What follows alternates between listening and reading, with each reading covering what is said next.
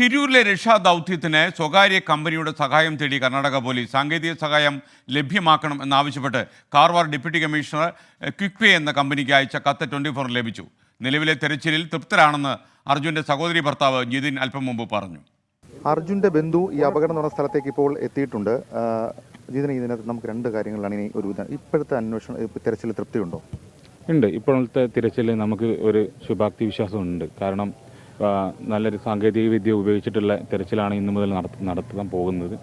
അപ്പം അതിൽ നമ്മൾ വിശ്വാസം അർപ്പിച്ചേ മതിയാവും.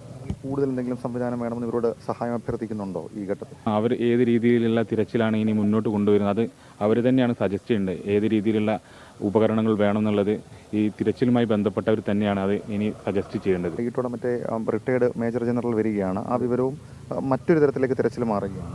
തീർച്ചയായിട്ടും അതിലും ഒരു വിശ്വാസം അർപ്പിക്കുന്നുണ്ട്. അദ്ദേഹം കൂടി എത്തുമ്പോൾ അദ്ദേഹം ആ ഉപകരണം നാളെ രാവിലെയും കൂടി എത്തുന്നു അറിയാൻ പറ്റി.